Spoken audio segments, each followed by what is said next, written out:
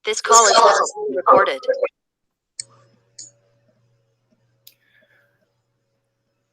Auzubillahi minasyaitonirrajim. Bismillahirrahmanirrahim. Assalamualaikum warahmatullahi wabarakatuh. Waalaikumsalam warahmatullahi wabarakatuh. Alhamdulillah. Oh, masuk lagi nih Mas Adi, ditunggu sebentar.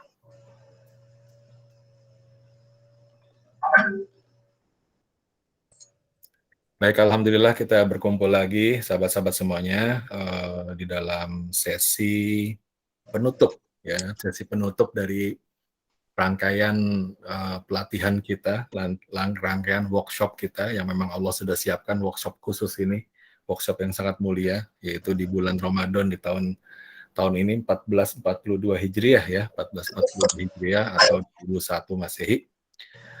Alhamdulillah kita sudah berada di hari terakhir di penghujung Ramadan, dan kenapa sesi ini dibuat karena begitu pentingnya untuk bisa memberikan sebuah konklusi atau sebuah kesimpulan dari rangkaian pelatihan yang sudah kita jalankan selama 1 bulan ini, yang Allah siapkan, pelatihan yang bukan disiapkan oleh manusia tetapi Allah yang siapkan.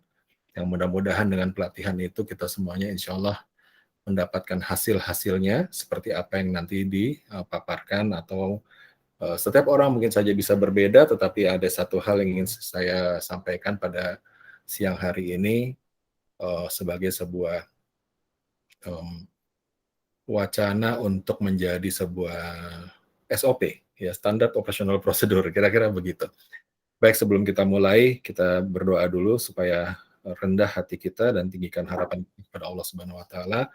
Silakan tundukkan hatinya dan kita sampaikan permohonan kita kepada Allah Subhanahu wa Ta'ala. Auzubillahi minasyaitonirrajim. Bismillahirrahmanirrahim. Rabbi zidni ilman warzuqni fahman. Ya muqallibal qulub, tsabit qalbi ala dini wa ta'atik. Allahumma arinal haqqa haqqan warzuqna tibaa wa arinal batila batilan warzuqna ijtinaba. Amin ya rabbal alamin. Hasbunallah wa ni'mal wakil, ni'mal maula wa ni'man nasir. Bismillahirrahmanirrahim. Asyhadu an la ilaha illallah wa asyhadu anna Muhammadan abduhu wa rasuluh. La ilaha illallah wahdahu la syarikalah, lahul mulku wa lahul hamdu wa huwa ala kulli syai'in qadir. Wa asyhadu anna Muhammadan abduhu wa rasuluh la nabiyya ba'dah. Allahumma sholli wa sallim wa barik ala sayyidina Muhammadin wa ala alihi wa sahbihi wa salam. Amma ba'd. Sahabat semuanya, tema yang dibawa pada di penghujung Ramadan ini, insya Allah dalam 1 jam ke depan saya ingin membawa sebuah perjalanan yang mana mapping ya, atau sebuah peta jalan, yang mana peta jalan ini itu yang disarankan atau bisa kita jadikan acuan insya Allah bagaimana kita akan melangkah ke depannya. Mari kita lihat bagaimana peta jalan tersebut. Kenapa peta jalan ini penting? Karena terkait dengan satu hal yang sangat penting ya, sangat urgent atau sangat krusial pada saat ini, yaitu katanya kembali ke fitrah gitu ya. Yaitu kalau pada saat kita selesai Ramadan, apabila saumnya dijalankan dengan baik, dengan benar ya, bukan cuma baik tetapi juga benar, dan apabila Allah menerima ini semuanya, insya Allah amin ya rabbal alamin, maka insya Allah kita dimasukkan ke dalam derajat yang takwa, dan insya Allah kita dikembalikan kepada fitrah, begitu katanya kan ya. Kembali ke fitrah, rayakan kemenangan. Sebenarnya seperti apakah yang namanya kemenangan tersebut? Dan seperti apakah sebenarnya yang namanya fitrah tersebut? Dan yang paling penting setelah kita mengetahui fitrah itu, bagaimana kita menghidupkan fitrah itu? Itu yang lebih penting ternyata sahabat semuanya. Baik, kita masuk saja ya. Bismillahirrahmanirrahim. Nah, sahabat, ada satu peta jalan yang ingin saya jadikan kesimpulan dari rangkaian pelatihan kita, rangkaian sesi kita, rangkaian pelatihan kita, rangkaian pemahaman kita. Nah, peta jalan itu dimulai dari satu titik awal yang namanya pengkajian ilmu. Dari satu titik awal yang mana disebut namanya adalah pemahaman. Di mana di dalam titik ini, di dalam titik awal peta jalan ini, kita belajar, kita mencari informasi, kita mencari referensi, dan kemudian dari titik itulah kita nanti akan mendapatkan satu jalan lagi yang disebut namanya adalah tobat dan meningkatkan diri. Ya, namanya juga makin paham gitu ya, makin paham berarti kan makin meningkat. Tapi Masya Allah, yang disebut dengan keimanan ya, ternyata semakin kita paham, semakin kita meningkatkan diri, insya Allah akan semakin rendah kita. Aneh ya, gitu ya. Ini adalah satu ilmu, satu fenomena yang berbeda antara ilmunya Allah Subhanahu Wa Taala dengan ilmunya dunia. Ya, sahabat-sahabat semuanya tentu suka mengalami nih gejala-gejala seperti ini, apalagi kalau yang juga bersekolah gitu ya, mulai dari sekolah dasar, sekolah SMP, sekolah lanjutan, sekolah tinggi dan seterusnya, bahkan sampai ke sekolah tinggi yang lebih lanjut lagi. Bisa kita lihat fenomena yang terjadi adalah semakin tinggi seseorang dalam ilmunya dunia, jebakannya tuh semakin tinggi hatinya, betul nggak? Semakin tinggi orang yang punya titelnya lebih tinggi, biasanya tuh nggak mau dilawan sama yang titelnya lebih rendah gitu loh, karena merasa dia punya ilmu yang lebih banyak dan semakin tinggi hatinya. Nah, sementara kalau ilmunya Allah tuh berkebalikan arahnya, semakin banyak ilmu yang kita dapat gitu ya, semakin insya Allah misalkan kedudukan kita semakin tinggi di matanya Allah Subhanahu Wa Taala, kenyataannya adalah semakin hancur luluh kita, semakin rendah, semakin kita tidak memiliki apa-apa, semakin paham bahwa kita ini bukan siapa-siapa dan sangat hina. Berbeda arahnya. Nah, jadi tapi bukan kalau begitu berarti saya tidak mau menjadi rendah, berarti kalau gitu tidak boleh berilmu. Salah, itu sangat salah. Mengkaji ilmu, mencari informasi dan referensi dalam hal ini adalah kepada Quran dan hadis, itu adalah kewajiban kita. Jadi langkah pertama dari peta jalan ini adalah sebuah syarat mutlak atau syarat pertama yang memang harus kita lakukan. Harus kita lakukan. Ini entry point-nya. Mengkaji, mengilmu, atau belajar. Nah, seperti yang kita sekarang sedang lakukan secara bersama-sama, ya, atau dalam pertemuan-pertemuan kita sebelumnya kita belajar. Baik. Nah, setelah belajar, maka peta jalan kita dalam kehidupan kita itu akan masuk ke dalam langkah yang kedua. Apa itu yang kedua? Yaitu adanya kisah hidup. Ya, sebenarnya tanpa disadar kita tuh sudah menulis kisah hidup kita. Ya, tetapi selama ini mungkin saja kita menuliskan kisah hidup kita yang nantinya akan dituliskan amalannya itu di sebelah kanan dan sebelah kiri bahu kita, ya, dalam kitab amal kita, gitu kan. Kisah hidup kita itu mungkin selama ini kita jalankan tanpa adanya ilmu, atau adanya kita jalankan mungkin dengan intuisi, atau mungkin kita jalankan dengan adanya value, nilai-nilai dan norma-norma. Mungkin itu yang kita jalankan sekarang. Tetapi tidak demikian dalam peta jalan yang disarankan ini. Yang disarankan ini adalah auzubillahi minasyaitonirrajim wala taqfu ma laisa laka bihi ilmun inna sam'a wal absara wal fuada kullu ulaika kana anhu mas'ula. Yang disarankan di dalam peta jalan ini adalah jangan lakukan sesuatu, jangan lakukan jangan lakukan apabila nggak punya ilmunya. Kenapa? Karena sam'a, pendengaran, wal absara, dan penglihatan, wal fuada, gitu kan, dan hati kita ini nanti akan diminta tanggung jawab sama Allah. Semuanya nih, ucapan kita, kelakuan kita, 5 jemari kita, semuanya ini akan ditanya oleh Allah Subhanahu Wa Taala, diminta tanggung jawab. Jadi jangan lakukan kalau nggak ada ilmunya. Begitu katanya Allah Subhanahu Wa Taala dalam Al-Quran. Nah, sehingga kalau kita mau menuliskan kisah hidup kita, pastikan bahwa kita sudah belajar dulu. Sahabat semuanya, pada saat kita menuliskan kisah hidup kita ini nanti, bentuknya nanti adalah bagaimana yang terjadi adalah adanya konsultasi. Ya. Sahabat, kisah hidup kita ini itu akan merupakan sebuah exercise. Jadi kalau sudah tahu, paham ilmunya, maka yang berikutnya itu kita berlatih, exercise seperti gambar itu. Kalau exercise, sahabat, kalau nggak ada beban, nggak jadi. Bener ya, bener. Kalau namanya exercise, namanya berlatih itu, kalau nggak ada beban nggak jadi hasil. Mau exercise badannya supaya jadi berotot gitu, nggak akan jadi otot kalau nggak ada bebannya. Gitu ya. Mas Adi ini suka menyarankan ke saya nih terus-terusan aja olahraga Pak Julio supaya jadi gitu. Jadi hasilnya artinya programnya berhasil gitu. Kalau nggak jadi, ya betul. Harus ada bebannya, disuruh jalan kaki lah minimal dan seterusnya. Jadi artinya apa? Pada saat di langkah kedua peta jalan kedua ini, sahabat, insya Allah akan ada beban-beban yang muncul di dalam kisah hidup kita. tantangan-tantangan, stimulus-stimulus dari orang-orang sekitar kita, dari anak-anak kita, celotehan anak kita, sikap suami, sikap istri, sikap orang lain terhadap kita, itu berupa stimulus-stimulus atau berupa rangsangan-rangsangan yang tujuannya adalah kita berlatih, mempraktekkan ilmu yang kita sudah dapat tadi. Nyampe nggak ilmunya? Ilmunya dipahami tidak? Lebih besarnya lagi, setelah dipahami, diyakini tidak? Dan kalau sudah yakin, jalankan nggak? Berani tidak menjalankannya? Karena banyak orang yang punya ilmu, tetapi cuma di lidah saja, atau dia bahkan cuma punya ilmu di matanya saja. Dia tahu ada pengetahuan itu, tapi dia tidak yakin. Atau dia tahu dan dia yakin, tapi juga dia nggak mau jalanin. Itu yang disebut fasik, ya, orang yang tahu tapi nggak mau jalankan. Nah, ini latihannya nih sahabat, termasuk apa yang kita lakukan sekarang nih siang hari ini.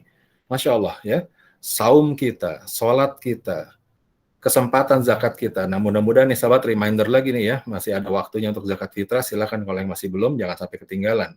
Waktunya masih sampai nanti malam insya Allah ya, sebelum sholat id besok. Infak, ya, infak menuju mulia sahabat, infak sebagai bentuknya takwa. Punya uang masuk, ya kan, apa yang harus dilakukan? Ini kan tantangan, ini kan stimulus, dikasih rejeki sama Allah, coba lihat kepekaannya seperti apa. Karena banyak orang yang kalau dikasih sakit ya sahabat semua, atau dikasih kegagalan tuh lebih mudah kita melihat tantangan itu. Biasanya kapok-kapok langsung ya. Tetapi kalau dikasih nikmat, ya dikasih benefit itu, subhanallah yang kayak begini nih, suka lupa nih kita nih, ya kan? Lalu begitu ada dana masuk aja, misalkan apalagi nih dalam rangkanya Lebaran lah, tiba-tiba ada dana lah masuk gitu, dari mana gitu, Masya Allah. Insya Allah baik sekali ya kalau bisa terjadi seperti demikian. Lalu mulai berpikir akan begini, akan begitu, akan dibutuhkan ini, oh banyak banget kebutuhan nih, akhirnya wah kayaknya nggak cukup nih. Akhirnya nggak cukup. Itu kan suatu ujian tuh, suatu beban yang diberikan kepada hati kita. Nah, kita harus latih itu. Karena pada dasarnya sebenarnya apa yang kita keluarkan itulah yang sebenarnya kekayaan kita yang sesungguhnya ya. Harta yang kita gunakan di jalan Allah, harta dan jiwa yang kita gunakan di jalan Allah, itulah kekayaan yang sesungguhnya. Nah, jadi sahabat berlatih ya. Setelah mendapatkan ilmu, peta jalan berikutnya adalah kita akan dilatih, ditantang. Apakah kita mau menjalankan ilmu kita tersebut? Kita lanjutkan peta jalan kita. Yang ketiga, ya, adalah proposal eksekusi amanah taklif. Kita sudah pelajari sejak awal bahwa kita memiliki amanah yang melekat kepada diri kita sampai wafat kita nanti, yaitu sebagai hamba Allah Subhanahu wa taala dan sebagai khalifah. Nah, sahabat semuanya, kemarin ada 10 hari terakhir di dalamnya malam-malam ganjil. Wallahu alam apakah di malam ganjil ataukah di malam genap, tetapi riwayat semuanya menyebutkan adanya di malam ganjil munculnya Lailatul Qadar. Yang terus-menerus saya agak cerewet memang kemarin, karena begitu pentingnya sahabat. Jangankan kepada sahabat sendiri, kepada diri sendiri aja saya cerewet. Untuk mengingatkan, malam ini. Bikin persiapan dari pagi. Semua pekerjaan susun supaya malam itu bebas.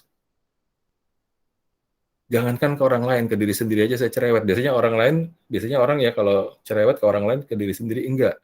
Ini saya menuntut diri saya sendiri, keletihan nggak apa-apa gitu kan. Nah, kenapa? Karena begitu pentingnya proposal ini.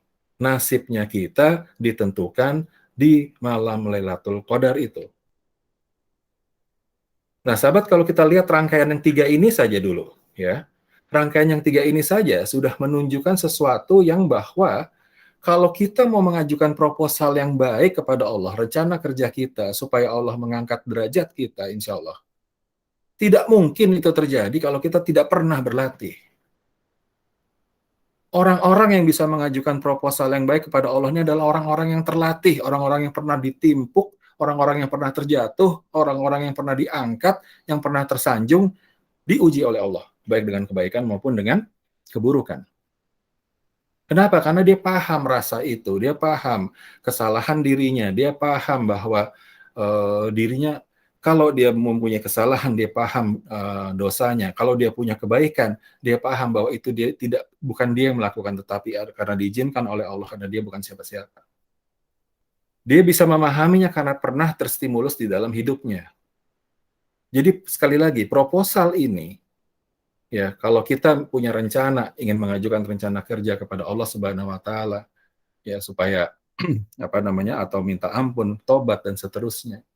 Ternyata sahabat semuanya akan sulit dilakukan kalau nggak pernah kita berlatih, nggak pernah kita punya cerita. Nah, sekarang begini sahabat, balik lagi ke titik pertama. Bagaimana kita paham bahwa kita sedang berlatih, bagaimana kita paham bahwa itu adalah sebuah cerita, sebuah kisah, kalau kita nggak ngerti ilmunya. Balik lagi ke yang pertama.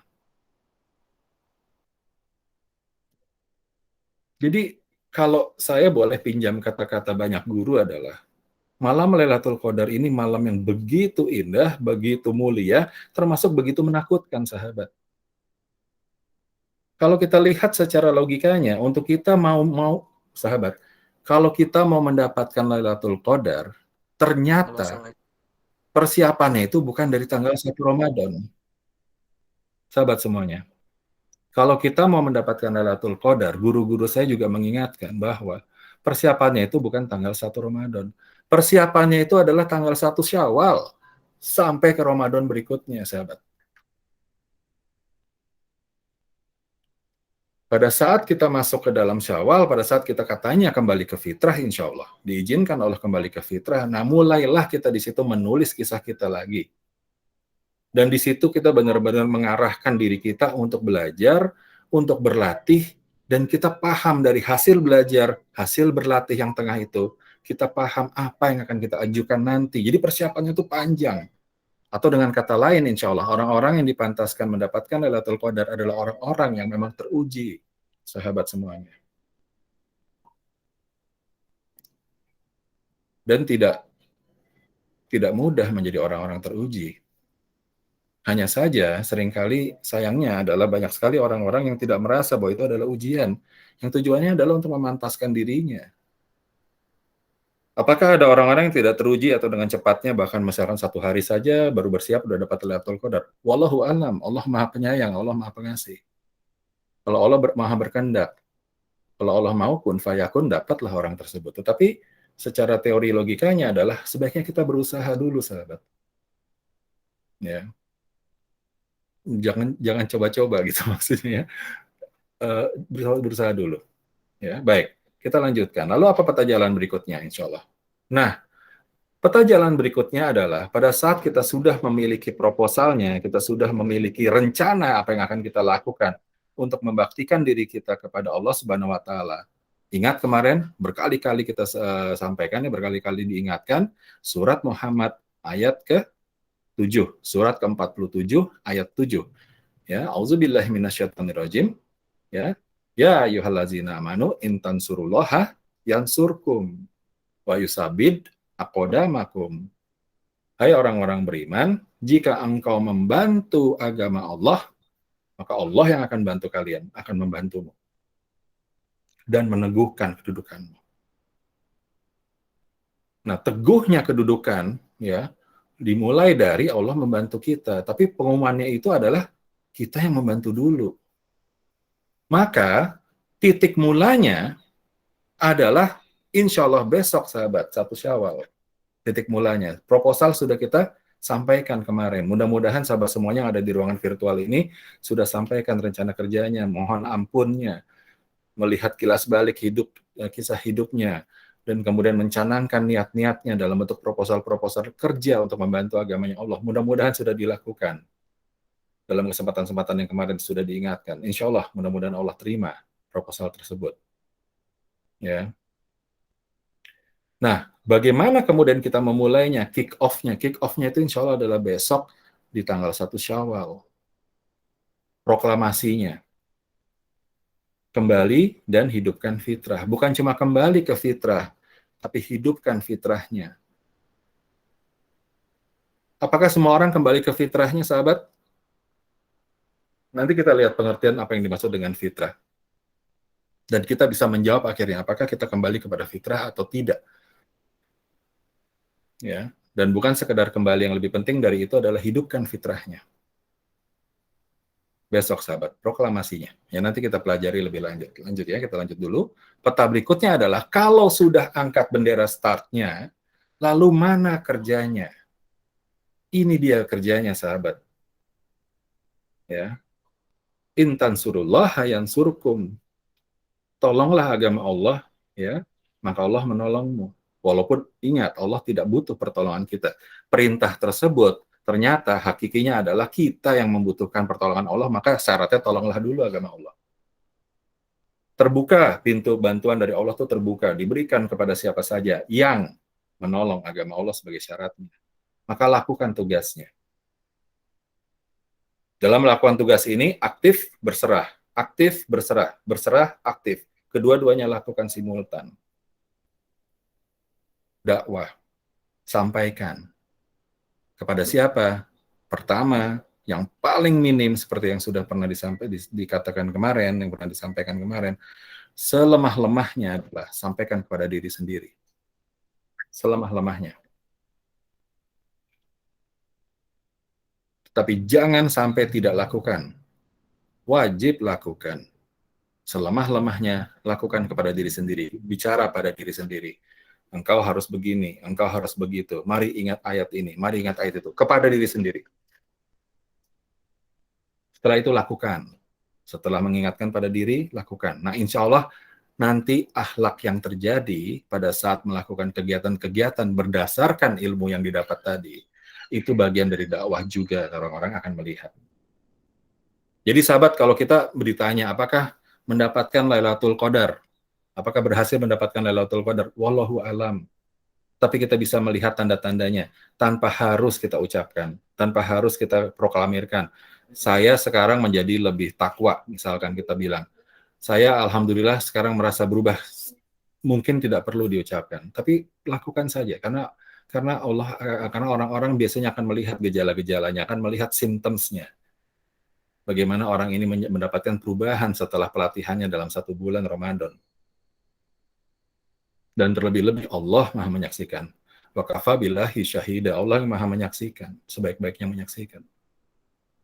Ya, bagaimana kita berubah, sahabat. Peta jalan berikutnya. Setelah ini kita lakukan, maka sebelum kita dihisap oleh Allah Subhanahu wa taala, mari kita muhasabah. Kita sendiri yang menghisap diri sendiri dulu. Dengan demikian nanti insya Allah akan muncul yang namanya kepekaan dan kecerdasan tauhidnya. Takwanya, checklist. Waktu saya mendapatkan peristiwa ini, saya kalah. Kenapa saya kalah? Kenapa saya mengambil jalur kiri, bukan jalur kanan? Kenapa saya mengambil fujur? Kenapa tidak mengambil takwa? Saya kalah. Introspeksi. Kenapa? Karena besok tantangan yang sama atau bahkan lebih berat mungkin akan muncul lagi. Berlatih lagi. Lihat, ini kan adalah sebuah, kalau saya lanjutkan lagi, terakhir di sini, tanda panahnya, ini kan sebuah siklus, sahabat. Betul ya? Ini kan sebuah siklus. Pada saat kita melakukan dakwah atau melakukan kita menyampaikan walaupun atau mencontohkan dan kita berserah diri, lalu kita checklist sejauh mana kita sudah lakukan itu, mana-mana hal yang kita masih kurang, hal-hal mana yang kita terlupa, hal-hal mana yang kita masih berdosa dan seterusnya. Lalu kita akan berilmu lagi, kita mencari tahu lagi referensinya. Ini benar atau tidak? Ada referensinya di Quran, cari lagi. Ada kejadian-kejadian baru, akhirnya Allah akan berikan lagi tuh kejadian-kejadian baru, ya kan? Peristiwa-peristiwa baru yang katanya sudah bersabar, tiba-tiba stimulus nih, ada omongan dari orang yang ceter gitu kan, tiba-tiba buah meledak lagi. Lihat sahabat, hati-hati terhadap detak jantung kita. Kenapa detak jantung kita ini? Apakah karena stimulus orang-orang yang menjengkelkan, detak jantungnya bergerak kencang? Hati-hati. Satu-satunya detak jantung bergerak kencang yang diperbolehkan adalah takut kepada Allah Subhanahu wa taala. Boleh tuh jantungnya berdetak yang kencang. Tapi kalau detak jantungnya kencang gara-gara jengkel, gara-gara stimulus yang lain, nah ini yang mesti kita kuasai, sahabat. Saya juga sedang belajar mengenai hal itu dan berniat dalam jihad saya untuk bisa menguasai hal tersebut. Hanya mengizinkan detak jantung kita berdetak kencang karena takut pada Allah Subhanahu wa taala. Cuma itu saja. Selebihnya kita tidak boleh detak jantung kita kencang atas stimulus-stimulus yang terjadi. Mari, itu niat saya dalam jihad saya, insya Allah. Karena dengan demikian mungkin insya Allah kita bisa lebih mudah kecenderungan mengambil jalan-jalan yang takwa, bukan jalan-jalan yang fujur. Nah, belajar lagi. Jadi ini adalah siklus, belajar lagi. Apa lagi referensinya? Apa Al-Quran sampaikan? Apa yang hadis sampaikan kepada mengenai apa yang terjadi di saya? Lalu akan Allah kirimkan lagi kejadian-kejadian. Allah akan kirimkan orang-orang di sekitar kita yang menggoda kita lagi, menguji kita lagi. Peristiwa-peristiwa yang akan menguji kita lagi. Allah akan kirimkan. Dan lihat bagaimana kita bersikap. Ya, berlatih, menjalankan proposalnya, kembali lagi berdakwah, dan seterusnya. Nah, sahabat, ini adalah sebuah peta jalan yang sangat disarankan untuk kita bisa melanjutkan kehidupan kita. Ya. Kenapa ini penting disampaikan? Karena besok, insya Allah, kalau kita diizinkan oleh Allah Subhanahu Wa Taala, ya, kembali ke titik awal. Kembali ke titik awal, insya Allah. Wah, enak ya kalau jadi orang Islam. Enak, ada riset, ada tombol risetnya. Ada tombol resetnya. Banyak tombol resetnya di dalam agama, di dalam Islam. Ya, 1 Syawal, insya Allah. Apalagi tuh tombol reset lagi. Sholat tasbih, tombol reset juga ya, itu ya, diampuni dosa-dosanya yang lalu dan yang sesudahnya. Apalagi puasa 10 Zulhijjah. Oh, banyak sekali ya kalau kita pelajari tombol-tombol riset di dalam Islam. Nah, yang kayak gitu-gitu begini sahabat ya. Banyak juga orang yang suka terjebak nih sahabat. Orang punya tombol reset. Katanya kembali ke fitrah, mulai lagi dari titik nol. Tapi akhirnya digampangkan gitu loh. Ya sudah, ntar kan balik lagi ke titik nol, digampangkan. Bikin dosa lagi, nggak apa-apa. Nanti kan balik lagi ke titik nol. Ya iya kalau dikasih waktu sama Allah. Kalau enggak, nauzubillah min zalik. Ya. Seringkali banyak yang begitu. Banyak yang menggampangkan kata-kata maaf, kata-kata ampun, kata-kata tobat, itu banyak yang menyalahgunakan, sahabat ya. Mudah-mudahan kita tidak yang demikiannya, kita dijauhkan dari hal itu. Nauzubillah min zalik. Nah, sahabat semuanya, dari semua titik ini, ya, semua titik tadi, 1, 2, 3, 4, 5, 6 peta jalan, titik peta jalan ini, dari setiapnya itu ada kemungkinan untuk kita insya Allah mendapatkan goalnya, ya, tujuan akhir. Ya. Bisa dari mana saja, ya, tujuan akhir kita dapatkan. Bisa pada saat kita sedang mengkaji, kita bisa dapatkan goal kita. Bisa pada saat kita mendapatkan stimulus, kita mendapatkan goal kita. Betapa banyak cerita orang-orang yang kembali kepada Allah Subhanahu Wa Taala karena suatu kejadian. Ya, dia kembali kepada Allah, hijrah kepada Allah Subhanahu Wa Taala karena suatu kejadian. Berarti dia mencapai goalnya karena kisah hidupnya. Betapa banyak yang orang-orang bersungguh-sungguh mempersiapkan Lailatul Qadarnya, ya. Wallahu alam dia dapatkan apa tidak, tetapi kesungguhannya benar-benar dia jalankan. Karena sekali lagi, hasil adalah di tangan Allah Subhanahu Wa Taala. Kita hanya menjalankan sungguh-sungguh saja, tapi benar-benar dia niatkan sungguh-sungguh. Semua disiapkan, semua dijalankan. Bisa jadi dengan itu dia mendapatkan goalnya. Ada orang yang memperjuangkan kehidupannya, fitrahnya dia dapatkan, dan dia tidak mau berpaling lagi, seolah-olah kayak apa ya. Kita dulu pernah punya HP segala umat, HP semua umat, yang mana cuma bisa nelpon sama SMS, gitu. Kemudian sekarang kita punya HP yang bisa nonton lah, yang bisa video call dan segala macam. Nggak mau lagi kita balik ke HP yang sejuta umat tadi gitu. Nggak mau lagi pakai barang yang seperti itu. Ya, sama demikian halnya, sahabat. Pada saat kita dikembalikan oleh Allah kepada fitrah, ada orang-orang yang bertahan untuk dia sudah kembali kepada fitrah dan dia tidak mau berpaling lagi untuk merusak dirinya lagi. Tapi ada kebanyakan orang yang menganggap fitrah itu nanti bisa didapatkan lagi, jadi nggak apa-apalah. Dalam 1 bulan kita dihapus dosanya, 11 bulan lainnya ya bikin dosa lagi. Nauzubillah min dzalik. Nah, itu ada orang-orang yang juga mempertahankan fitrahnya, dia bisa mendapatkan goalnya insya Allah. Ada orang yang mendapatkan goalnya dengan cara berdakwah. Ada orang yang mendapatkan goalnya dengan cara muhasabah. Mari kita sedikit lihat ayat-ayat apa yang terjadi referensi di sini ya, supaya mendapatkan keberkahan juga. Ya, Belajar ini kita sudah insya Allah terus akan kita lakukan, dan insya Allah silaturahim kita terjaga untuk kita terus belajar bersama-sama. Sahabat belajar, saya pun juga belajar dari sahabat semuanya, kita saling mengisi. Ya, dan pada saat terjadi peristiwa-peristiwa, mari kita bergandeng tangan, sahabat. Setiap peristiwa yang terjadi ke kita, pada kita, ya, pada keluarga kita, apapun yang terjadi, stimulus yang Allah siapkan, mari kita berhati-hati mensikapinya. Dan kalau misalkan kita butuh untuk bisa berbicara sama-sama, kita saling membantu, ya, untuk bisa saling mengingatkan, ya, berlomba-lomba dalam kebaikan, menyikapi dari peristiwa-peristiwa tersebut, mari kita lakukan.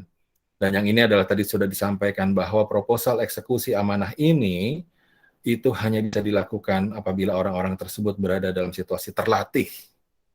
Ya, jadi pastikan, sahabat. Ya, kemarin 10 hari kemarin sudah terlewat.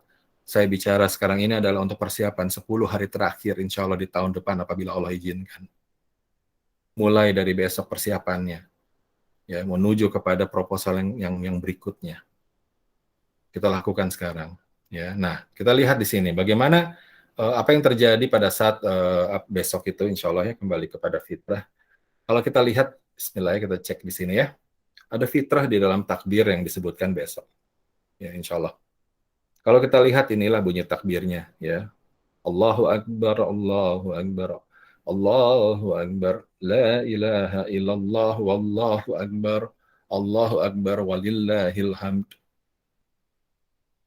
Allahu Akbar kabira walhamdulillahi katsira wa subhanallahi bukratan wa asila. La ilaha illallah wa la na'budu illa iyyah mukhlishina lahuddin walau karihal kafirun walau karihal munafikun walau karihal musyrik. La ilaha illallah wahdah sadaqa wahdah wa nasara abdah wa azza junda wa hazamal ahzaba wahdah. La ilaha illallah wallahu akbar, Allahu akbar, walillahil hamd. Ya, supaya lebih jelasnya kita lihat artinya. Lihat, sahabat. Inilah yang dimaksud dengan fitrahnya din Islam. Kita semua fitrahnya adalah din Islam. Inna dina indallahil Islam. Di mana din Islam inilah satu-satunya yang Allah berkenan, yang Allah izinkan, yang Allah terima, yang Allah ridho dengannya, dengan din Islam. Sahabat, di dalam takbir yang biasanya kita lakukan selama di dalam sholat, mengantar sholat kita, nanti malam dimulai insya Allah. Di sini kita lihat kata-kata yang sangat mulia, Allahu Akbar. Sahabat, betapa banyak kita mungkin tidak menyadari lidah kita fasih mengucapkan Allahu Akbar. Tetapi bagaimana kita bisa menjalankan kata-kata ini, Allahu Akbar, pengakuan ini, gitu kan. Tidak ada selain Akbar yang lain, itu nggak ada lagi. Allahu Akbar. Tapi betapa banyak orang yang masih lebih besar masalahnya dibanding Allah. Betapa banyak orang-orang yang masih besar urusan-urusannya, lebih besar dibandingkan Allah. Padahal inilah proklamasinya, Allahu Akbar. Nggak ada yang lain. Tiada Tuhan kecuali Allah. Betapa banyak orang-orang di sekitar kita, nauzubillah min zalik, mudah-mudahan kita dijauhi dari hal demikian, yang mengilahkan hal lain tanpa sadar. Yang mengilahkan hal lain.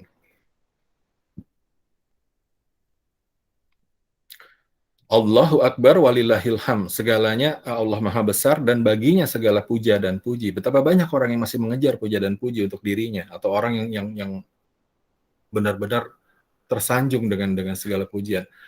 Dengan kalimat proklamasi ini, sahabat, kita berlepas diri dari segala hak terhadap puja dan puji. Bukan hak kita. Allah yang punya. Kembalikan.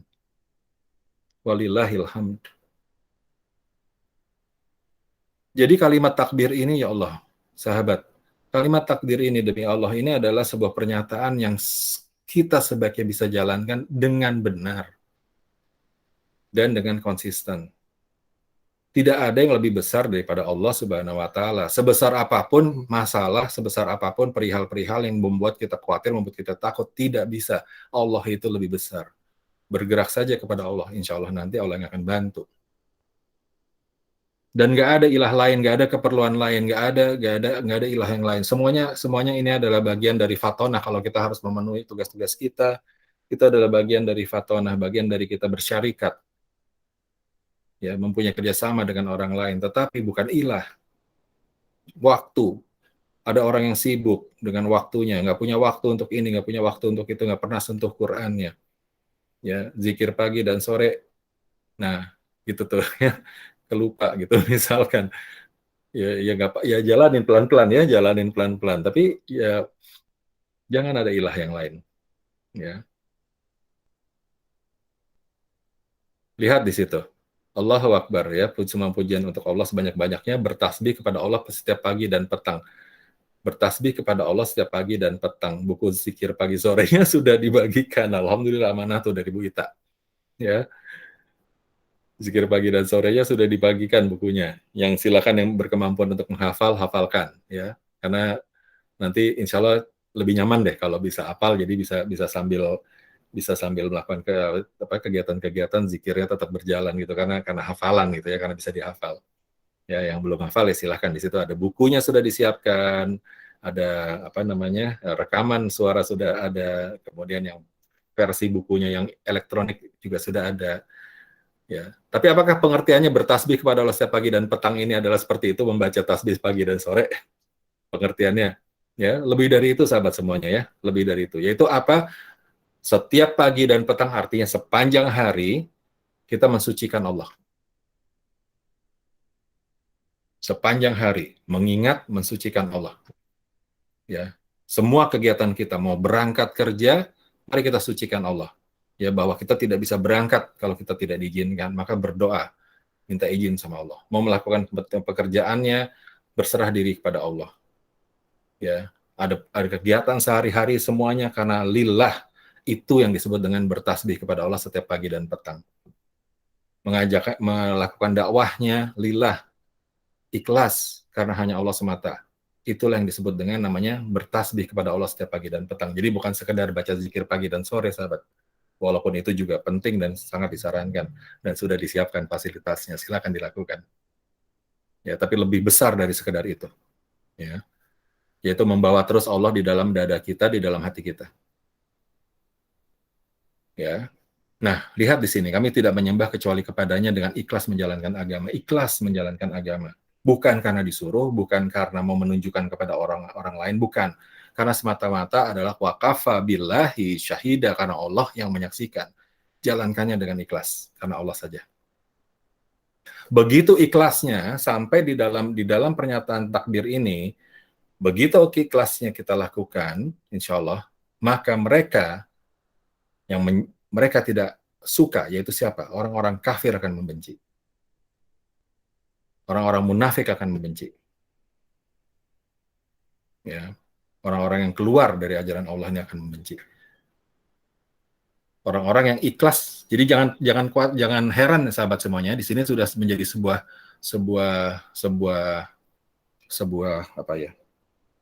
sebuah kondisi gitu ya, memang sudah disiapkan. Apabila kita menjalankan ikhlas agama kita, maka akan ada orang yang tidak suka. Kalau kita tidak ikhlas menjalankannya karena tujuan lain, apakah ingin populer, apakah ingin harta, apakah ingin kedudukan, maka akan orang-orang belum tentu membenci. Memang begitu qadarullahnya. Lihat di situ kalimatnya. Tapi kalau kita ikhlas menjalankannya karena Allah, akan ada mereka yang membenci, yaitu para kafir, para munafik. Qadarullah seperti itu. Jadi sahabat perhatikan saja, apabila ya jangan khawatir dan jangan takut karena Allah bersama kita, gitu ya. Tapi nggak ada pilihan kan? Lalu kalau gitu nggak boleh, jangan ikhlas saja deh menjalankan agamanya, nggak ada pilihan karena bukan itu rutenya. Rute yang diminta oleh Allah adalah seperti ini, ya, ikhlas, ya, mukhlisin lahuddin, ikhlas menjalankan agama.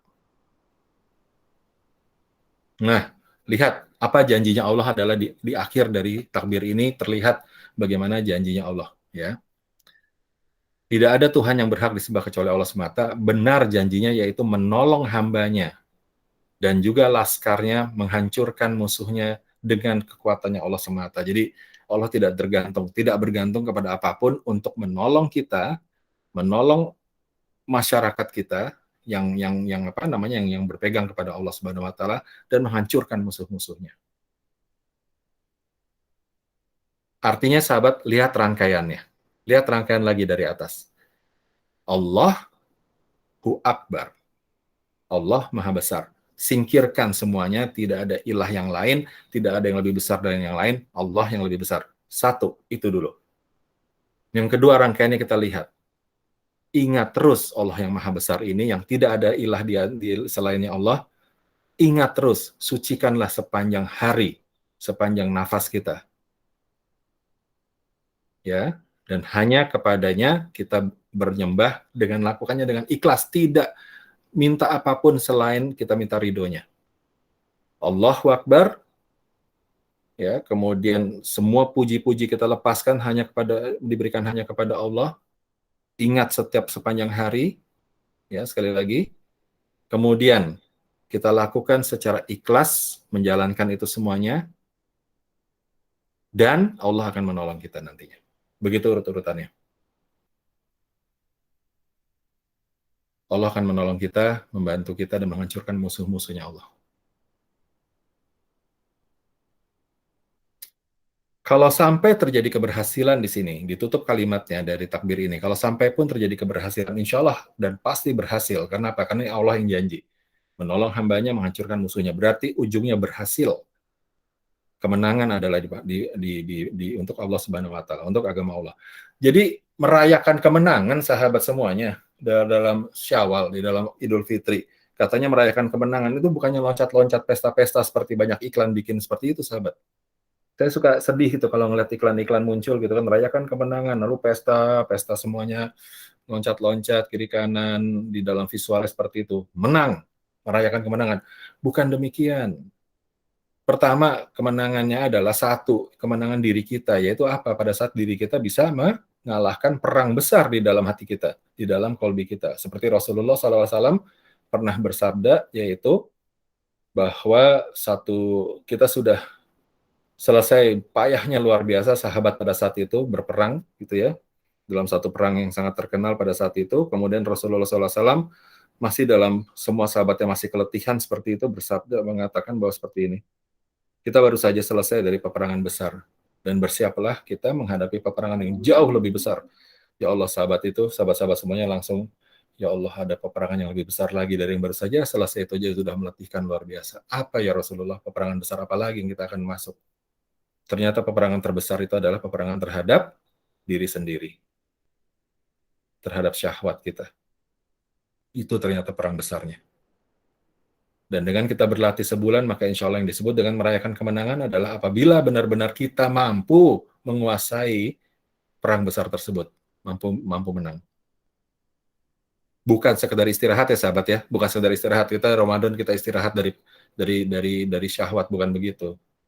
Ya, dari mengikuti hawa nafsu, bukan, tapi benar-benar kita mengalahkan. Nah, itulah mereka orang-orang yang menang. Apakah kita termasuk orang-orang yang menang? Insya Allah kita berusaha, sahabat. Ya, sama ya, semua sahabat semua, saya sama semuanya. Kita semua berusaha. Dan peperangan maksudnya lagi adalah kemenangan, yang dimaksud adalah kemenangan agamanya Allah. Ya. Artinya apa? Agamanya Allah ini, Quran, hadis dijalankan dengan sungguh-sungguh, dengan ikhlas di dalam kehidupan kita. Jadi pedoman yang utama. Begitu sahabat, ya. Insya Allah. Jadi kalau besok insya Allah kita atau nanti malam mulai menyuarakan takbirnya, tolong dirasakan. Apakah takbir itu hanya di lidah kita saja, suaranya begitu keras dan terdengar dengan lantang, ataukah hati kita yang berteriak bahwa itu adalah proklamasi kita supaya kemenangan agamanya Allah untuk diri kita dan untuk semua masyarakat, insya Allah.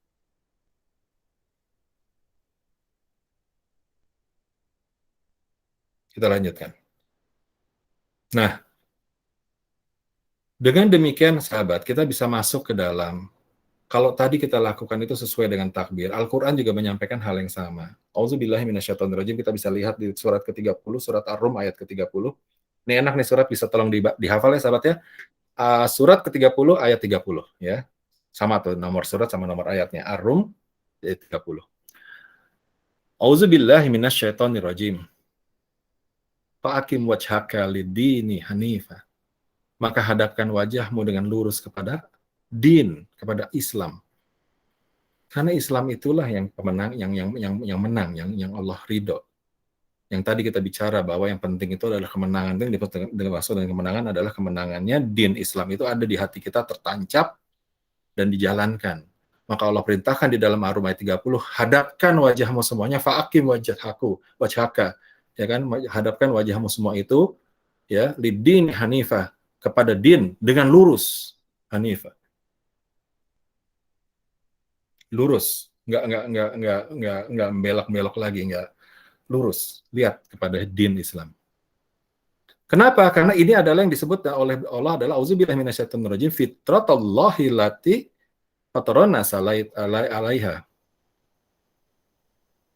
Fitratallahi lati fatarana alaiha. Karena ini fitrahnya yang disebabkan dia telah menciptakan manusia menurut fitrah itu. Diciptakannya manusia itu adalah di dalam koridor, di dalam din Islam. Fitrahnya Allah kepada manusia itu adalah Islam. Surat ini menegaskan, sahabat. Kata-kata Allah di sini, ya, firman Allah di sini itu menyampaikan seperti itu. Fitrahnya manusia itu Islam. Allah menciptakan manusia menurut fitrah itu. Jadi kalau ada mereka yang masih tidak mau menghadapkan wajahnya dengan lurus, maksudnya dengan konsisten kepada Islam, maka benar-benar dia tidak kembali ke fitrah.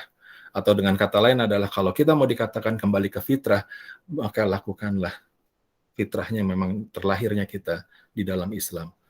Pegang din Islamnya dengan lurus, konsisten. Dan fitrah itu apakah bergerak-gerak, sahabat? Lihat di situ. La tabdila li khalqillah.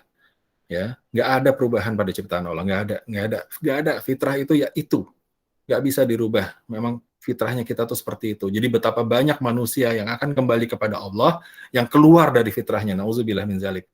Kalau kita tetap bisa menjaga fitrah kita, maka kita kembali kepada Allah sesuai dengan apa yang Allah minta. Maksudnya apa yang sesuai dengan Allah minta? Dimulainya dengan Islam, ya kembalinya dengan Islam. Dimulainya dengan din, kembalinya dengan din. Sesuai janjinya iblis, laknatullah, yang pernah kita diskusikan. Sebagian besar manusia akan kembali kepada Allah Subhanahu wa taala, keluar dari fitrahnya. Mereka mengeluarkan dirinya dari fitrahnya sendiri. Padahal fitrah itu nggak berubah. Nah, din yang ini dimaksud apa oleh Allah? Din ini adalah auzubillahi minasyaitonirrajim, zalika dinul qayyim. Inilah agama yang lurus. Yang lurus, agama yang benar, agama yang lurus. Tapi lihat penutupnya, astagfirullah. Walakina aksarana sila ya'lamun. Tapi banyak manusia tidak tahu. Janjinya iblis untuk membawa sebagian besar manusia tidak bersyukur kepadamu, ya Allah, ya, sangat erat kaitannya dengan firman Allah yang di sini, bahwa kebanyakan manusia tidak tahu bahwa fitrahnya itu adalah din Islam. Dan kalau kita ini yang katanya sudah mengsol ke kiri ke kanan, kemudian masuk satu Syawal katanya kembali ke fitrah. Nah, dengan ayat ini mari kita ukur, sahabat semuanya, apakah kita sudah kembali ke fitrah kita. Bukan sekedar beragama Islam, sahabat, tapi menjalankan Islam, menjalankan Qur'annya. Itu adalah fitrah kita. Nah, makanya pertemuan ini, siang-siang seperti ini, disampaikan supaya apa? Supaya kita pada saat besok memulai semuanya, kalau memang kita insya Allah mau diakui oleh Allah, kita kembali kepada fitrah dan memenangkan yang namanya peperangan, yang memenangkan, boleh merayakan kemenangan, layak merayakan kemenangan adalah kalau kita memang menegakkan fitrah kita, yaitu din Islam. Ya, kita lanjutkan. Balik ke peta jalan yang tadi. Nah, kalau kita sudah masuk ke dalam fitrah kita, maka bagaimana, apa tugas-tugas yang harus kita lakukan? Ya, tugas-tugas yang harus kita lakukan. Baik, sebentar sahabat ya. hidupkan fitrahnya. Fitrahnya tadi adalah din Islam. Maka tugas kita adalah menghidupkan fitrah itu dengan cara apa? Yang sering disampaikan surat Muhammad ayat ke-7, surat ke-47 ayat 7. Auzubillahi minasyaitonirrajim. Ya ayyuhallazina amanu in tansurullaha yansurkum wa yusabbit aqdamakum. Wahai orang-orang yang beriman, jika kamu tolong agama Allah, niscaya Dia akan menolongmu dan teguhkan kedudukanmu. Nah, ini kita udah pernah bahas halaman ini, sahabat. Kenapa kita ada di dunia? Kenapa Allah Subhanahu wa taala memberikan kehidupan kepada kita? Untuk kita melakukan amanah kita sebagai hamba dan sebagai khalifah di dunia, untuk melakukan ibadah terbaik, untuk mengelola terbaik, untuk apa? Menolong agama Allah. Ibadah terbaik kita, kelola dunia kita secara terbaik, tujuannya adalah tolong agama Allah. Allah tidak butuh pertolongan. Kita yang butuh untuk menolong agama Allah, karena itu syarat supaya kita ditolong oleh Allah. Ingat, halaman ini kita sudah sering bahas, dan ini prakteknya adalah tolong agama Allah. Ya, kalau tidak, belum bisa mendakwahkan orang lain, dakwahkan diri sendiri. Belum bisa membawa orang lain untuk menuju kepada Allah Subhanahu wa taala, bawa diri sendiri. Itu yang pertama, dan selemah-lemah yang dilakukan. Apalagi coba kita lihat, ya, tugas kita. Lihat di sini. Apakah dakwah itu menjadi sebuah keharusan? Ya, kenapa dakwah itu menjadi penting? Dakwah kepada diri sendiri maupun kepada orang lain, mengajak orang untuk kembali kepada din, kembali kepada fitrahnya. Surat Fusilat, surat ke-41, ayat 33. Allah berfirman seperti ini. Ya. Auzubillahi minasyaitonirrajim. Dan siapakah yang lebih baik perkataannya daripada orang yang menyeru kepada Allah dan mengerjakan kebajikan dan berkata, sungguh aku termasuk orang-orang yang berserah diri, orang-orang muslim. Jadi di dalam kategori pekerjaan, apapun tugas kita, apapun amanah kita di dunia, apapun titel kita, ya, apapun fungsi kita, ternyata untuk Allah yang paling baik perkataannya itu tidak ada yang lebih baik daripada orang yang menyeru kepada Allah, apapun jabatannya, apapun fungsinya dia, apapun kedudukannya di dunia. Asalkan dia menyeru kepada Allah dan mengerjakan kebajikan, dan dia akan berkata, sungguh aku termasuk orang-orang muslim yang berserah diri, maka ini adalah orang-orang yang terbaik yang Allah lihat. Maka tidak heran ada seseorang yang punya jabatan tinggi, ya, kemudian dia menyeru kepada sesuai dengan wewenang yang dia punya, dia menyerukan kepada Allah. Ada orang yang memiliki wewenang, dia menyerukan kepada Allah. Ada orang yang tidak memiliki kedudukan di mata manusia, tetapi dia berseru kepada orang lain bahwa mari kita lakukan apa yang Allah minta, apa yang Allah ajarkan.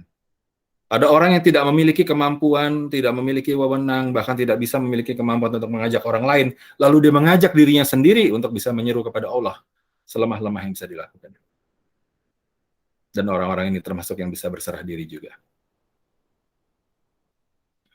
Sahabat, jadi memang ini adalah suatu tugas yang memang harus dijalankan. Kita tidak terlepas dan kita akan ditanya mengenai hal ini nanti, apakah sudah kita lakukan.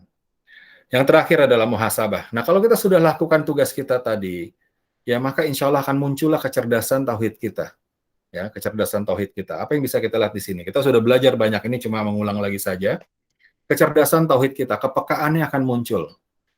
Surat ke-91, surat Asy-Syams ayat 8, 9, 10. Auzubillahi minasyaitonirrajim, fa'alhamaha fujuraha wa taqwaha qad aflaha man zakkaha wa qad khaba man dassaha.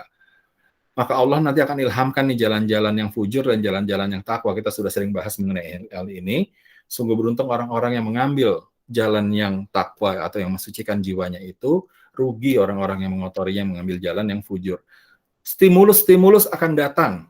Dan orang-orang yang berserah diri tadi, yang dia menjalankan tugasnya, melakukan dakwahnya, menjalankan tugasnya, maka insya Allah akan diberikan furqan oleh Allah, yaitu mampu membedakan. Peka. Apa yang harus saya lakukan sikap saya? Kanan atau kiri? Dia akan berhenti sejenak untuk bereaksi terhadap stimulus yang datang. Berhenti sejenak. Dan dia akan memilih jalan, insya Allah jalan kanan. Akan peka dan cerdas, insya Allah. Ya, silakan mari kita berlatih untuk bisa mendapatkan ini. Yang kedua, ya, bahwa percaya bahwa akan ada bantuan Allah Subhanahu wa taala asalkan asalkan bekerja, yaitu beriman kepada Allah. Auzubillahi minasyaitonirrajim, kita khususnya lihat ayat ke-11 ya, dari As-Saff surat ke-61 ya. Tu'minu auzubillahi minasyaitonirrajim tu'minuna billahi wa rasulih wa tujahiduna fi sabilillah bi amwalikum wa anfusikum, itu. Ya, yaitu mereka-mereka ini beriman kepada Allah dan Rasul-Nya, berjihad bersungguh-sungguh di jalan Allah dengan harta dan jiwamu. Sahabat, yang disebut dengan harta adalah apapun yang sifatnya fisik, fisik, kekuatan fisik dalam arti kata harta ya harta ya, ada uang gitu kan, ada aset, ada, nah itulah sifat itu namanya harta. Jiwa, dengan jiwa dimaksud di sini adalah waktu, kepandaian, apa yang terkait dengan ada yang di dalam diri kita, yang sifatnya bukan fisik, ya, komitmen, kepandaian atau skill, ya, skill, waktu, korbankan waktunya untuk Allah. Zalikum khairul lakum in kuntum ta'lamun, itulah yang lebih baik bila kamu mengetahui. Ya, bekerja akan menjadi peka insya Allah dan minta bantuan Allah. Kenapa? Karena janji Allah di ayat penutup ini adalah auzubillahi minasyaitonirrajim wa ukhra tuhibbunaha nasrum minallah wa fathun qarib. Ya. Lebih yang kamu suka lagi nih, bahwa Allah akan Allah akan berikan pertolongannya dan kemenangan yang didekatkan waktunya. Insya Allah. Dan kita lakukannya pun, sahabat, dengan cara berserah diri di depan sebelum berjalan, pada saat berjalan, setelah selesai berjalan, kita terus berserah diri. Auzubillahi minasyaitonirrajim, At-Taubah ayat 105 yang sudah pernah dibahas sebelumnya. Ya. Dan katakanlah, bekerjalah kamu, maka Allah akan melihat pekerjaanmu. Begitu juga Rasulnya dan orang-orang mukmin. Dan kamu akan dikembalikan kepada Allah yang mengetahui yang gaib dan yang nyata, lalu diberitakannya kepada kamu apa-apa yang telah kamu kerjakan, bukan apa-apa yang telah kamu hasilkan. Kita udah pernah bahas ini. Karena hasil itu adalah haknya Allah. Tapi apa-apa yang kita kerjakan, itu yang bakal kita ditanya. Jadi luar biasa, Allah sudah siapkan semuanya. Ayo ya, manusia gitu kan, kira-kira ya, manusia, suara terbaik itu adalah mereka yang menyeru kepadaku, kata Allah. Jadi itu sudah diperintahkan. Dan bakal ditanya, apa yang sudah kamu kerjakan mengenai perintah itu? Sahabat, seminim-minimnya adalah lakukan kepada diri sendiri dakwahnya. Tapi saya kira sebaiknya kita lakukan lebih baik dari itu ya, sahabat ya. Dan bergerak dengan fatonah, ya. Punya taktis, punya strategis. Berdakwah, langsung berdakwah seluruh, betul, bagus sekali, tapi ada strateginya, taktis. Ya, ada taktisnya. Surat An-Nahl, surat ke-16 ayat 17, ayat 125. Auzubillahi minasyaitonirrajim. Ud'u ila sabili rabbika bil hikmah, itu dia kuncinya. Serulah manusia, tadi kan Allah bilang kan, sebaik-baik suara adalah yang menyeru kepada agamaku, kepada Islam. Dan Allah bilang tipsnya adalah serulah manusia ini kepada jalan Tuhanmu dengan hikmah. Ya, mau izotil hasanah dan pengajaran yang baik. Artinya apa? Caranya ihsan, caranya baik, caranya ihsan. Maksudnya bil hikmah itu apa sih? Semua itu dikaitkan ujungnya kepada Allah. Jadi nasihat kita pada saat kita memberikan dakwah gitu ya, pernyataan kata-kata kita semuanya itu harus ujungnya nyampe ke Allah, nggak boleh berhenti begitu saja. Sebaiknya Anda belok kanan, misalnya gitu. Sebaiknya Anda belok kanan, jalurnya ke kanan dan kemudian begini. Itu harus nyampe kepada Allah. Itu namanya hikmah. Ada keberkahan dengan jalur yang kanan itu, misalnya kira-kira gitulah, ya. Dan kalaupun terjadi perdebatan, sahabat, apabila di debat kita, Allah juga udah paham bahwa kita akan didebat, maka dikasihlah di sini petunjuknya. Dan berdebatlah dengan mereka dengan cara yang baik. Wajadilhum bilati hiya ahsan. Gitu. Jadi bukan debat kusir, bukan menang-menangan gitu ya, tapi berdebatnya dengan cara yang baik. Nah, bagaimana cara debat yang baik? Nanti kita belajar. Makanya tadi balik lagi nih rutenya kan, belajar lagi, cari lagi referensi yang lain. Lalu kita berlatih lagi dan terus akan berputar peta jalan itu. Ya. Allah yang lebih mengetahui siapa yang sesat dari jalannya, dan dialah yang lebih mengetahui siapa yang mendapatkan petunjuk. Jadi Allah yang akan lebih tahu ya siapa yang akan mendapatkan petunjuk. Mereka-mereka yang mau bergerak terus yang akan mendapatkan petunjuk. Mereka-mereka akan mencari terus, kembali lagi kepada referensinya. Balik lagi tuh lingkarannya kepada apa? Kepada belajar gitu ya dari setiap tantangan yang kita dapat. Baik, insya Allah kita lanjutkan. Nah, dari semua titik ini, ya ini udah jam 3 ya, kita percepat ya, saya percepat sedikit. Dari semua titik ini kita akan bisa masuk, insya Allah punya potensi untuk masuk ke dalam goal. Nah, apakah goal yang dimaksud ini? Bismillah, kita lihat. Target utama. Target utama, apa yang kita lakukan menjalankan peta jalan tadi adalah surat At-Taubah, surat ke-9, ayat 72. Ya. Auzubillahi minasyaitonirrajim. Lihat sahabat, perhatikan. Pertanyaan yang menggelitiknya. Surga itu kan luar biasa ya sahabat ya. Surga itu luar biasa ya. Allah lihat di sini, tunjukkan di sini bagaimana luar biasanya surga. Auzubillahi minasyaitonirrajim. Luar biasa nikmat ya. Allah menjanjikan kepada orang-orang mukmin laki-laki dan perempuan akan mendapat surga yang mengalir di bawahnya sungai-sungai, Masya Allah.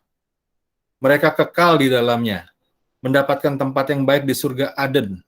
Masya Allah, Alhamdulillah. Lihat, mudah-mudahan ya Allah tepati, Allah maha menepati janji. Ya mudah-mudahan kita bagian dari janji tersebut, insya Allah. Amin ya rabbal alamin. Mudah-mudahan Allah ampuni semua dosa-dosa kita dan rahmatnya Allah untuk kita, insya Allah. Amin. Mudah-mudahan ya kita berharap supaya rahmatnya Allah kepada kita dan diberikanlah apa yang dijanjikan Allah ini. Ya kepada laki-laki dan perempuan mendapatkan surga mengalir di bawahnya sungai-sungai dan kekal di dalamnya dan mendapatkan tempat yang lebih baik di surga Aden. Tapi lihat kalimat penutupnya. Waridwanu minallahi akbar. Dan ridhonya Allah itu lebih besar. Masya Allah. Surga yang begitu kita inginkan, kita impikan, ternyata ada yang lebih besar dari surga, yaitu apa? Ridhonya Allah. Ridwanu minallah. Akbar. Dan ridhonya Allah lebih besar. Zalika huwa fauzul azim. Itulah kemenangan yang agung. Kenapa ridhonya Allah lebih besar, sahabat? Dari surga. Kenapa lebih besar ridhonya Allah? Karena Allah, kalau Allah sudah memberikan ridhonya, kita tidak perlu menunggu wafat, sahabat, untuk bisa mendapatkan apa yang dijanjikan oleh Allah Subhanahu wa taala. Surganya itu sudah bisa muncul bahkan di dunia. Kalau Allah sudah ridho, sekali lagi, kalau Allah sudah ridho dengan kita, sahabat, kita tidak perlu menunggu wafat untuk mendapatkan surga itu.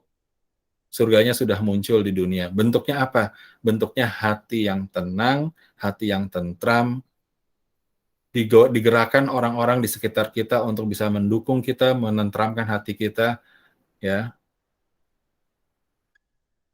Itulah betapa banyak hidup yang tenang, hidup yang tentram, hidup yang bahagia sulit didapatkan. Itu adalah salah satu bentuk dari surga yang bisa dimunculkan duluan kalau Allah sudah punya ridho kepada kita. Ridwanu minallahi akbar. Sahabat, ini target utamanya. Jadi lingkaran yang tadi kita lakukan, lingkaran roadmap, peta jalan tadi, target utama goalnya adalah ini, dapatkan ridhonya Allah. Dan pada saat itu terjadi, insya Allah, maka kita bisa berkata seperti yang disampaikan oleh di Al-Baqarah, ayat 201. Ini ya. Auzubillahi minasyaitonirrajim. Wa minhum may yaqulu rabbana atina fid dunya hasanah wa fil akhirati hasanah wa qina azabannar. Dan di antara mereka ini yang bisa mendapatkan ridhonya Allah, yang bisa menghadirkan surganya sudah di dunia bahkan sebelum wafatnya, mereka ini berkata, ya Tuhan kami, berilah kami kebaikan di dunia, kebaikan di akhirat, dan lindungilah dari kami dari azab neraka. Kebaikan di dunia didapatkan. Hatinya tentram, hatinya tenang. Nanti pulang kepada Allah sebagai jiwa-jiwa yang tenang. Dan dibekali lagi nanti diberikan akhirat. Dilindungi dari azab neraka. Dan Allah bilang di sini mereka itulah orang-orang yang memperoleh bagian dari apa yang mereka kerjakan. Allah Maha cepat perhitungannya. Mereka itulah mereka memperoleh bagian dari apa-apa yang mereka Kerjakan, sahabat. Bergerak. Mereka itu bekerja. Orang-orang yang mengucapkan doa Rabbana atina fid dunya hasanah wa fil akhirati hasanah, mustahil untuk bisa berdoa ini kalau dia tidak bekerja. Bekerja dulu. Mereka itulah yang memperoleh bagian dari apa yang mereka kerjakan. Itu penegasannya. Nah, sekarang berapa besar yang dikerjakan itu kan Allah yang Maha tahu, sahabat. Karena banyak sekali riwayat ada orang yang bersusah payah seolah-olah ya di mata kita ya, di mata manusia untuk bisa mendapatkan ridhonya Allah. Tapi ada orang yang baru saja sedetik, 2 detik, atau beberapa menit mereka memegang Islam dengan sungguh-sungguh, kemudian diwafatkan, dan dia dapatkan surga. Seperti kisah yang pernah saya ceritakan sebelumnya. Seorang tentara dan musuh Islam yang kemudian masuk Islam di depan Rasulullah SAW, lalu bertanya si tentara ini, apa yang harus saya lakukan sekarang? Mungkin kalau kita sekarang menjawab, ya coba lakukan dulu sholatnya, belajar wudhu, belajar sholat. Nggak sempat. Rasulullah SAW bilang, ambil lagi pedangmu dan kembali ke medan perang. Kali ini berperang untuk Allah. Kembalilah prajurit ini dan tewas. Menjadi syahid. Rasulullah SAW sampaikan, lelaki itu mendapatkan pahala syahid, padahal belum ngapa-ngapain. Wallahu alam. Bagaimana Allah menggerakkan ridhonya kepada kita semuanya. Ya, kita tidak pernah tahu, kita tidak pernah menebak-nebak, jangan menebak-nebak, jangan menerka-nerka, jangan mengukur-ngukur, karena Allah itu yang mengukur, bukan kita. Tapi yang kita tahu adalah apa yang kita bisa gerakan dengan lidah kita, apa yang bisa kita gerakan tangan-tangan kita, apa yang bisa kita gerakan kaki kita, kepandaian kita, skill kita, waktu kita, itu kita tahu kita bisa lakukan. Itu saja yang harus kita lakukan, sahabat. Karena itu yang akan ditanya, kerjakan. Mereka orang-orang yang memperoleh bagian dari apa yang mereka kerjakan. Baik, itu adalah peta jalan persiapan untuk kita memulai lagi riset dari awal, insya Allah mulai Syawal, ya. Dan ini adalah bagian dari kita buka bendera kita, buka start bendera kita, untuk kita terus melaju ya dalam kisah hidup kita nanti, menuliskan kisah hidup kita bersama-sama, sahabat ya, kita saling berbagi, kita saling membantu ya, dan bersiap lagi. Mudah-mudahan Allah izinkan kita berjumpa lagi dengan Ramadan berikutnya. Jangan sampai percuma, sahabat, apa yang sudah didapatkan pada yang kita sudah dilatih pada saat ini, jangan sampai percuma. Jangan berpaling lagi. Ya, luruskan wajahmu, wajah kita kepada din.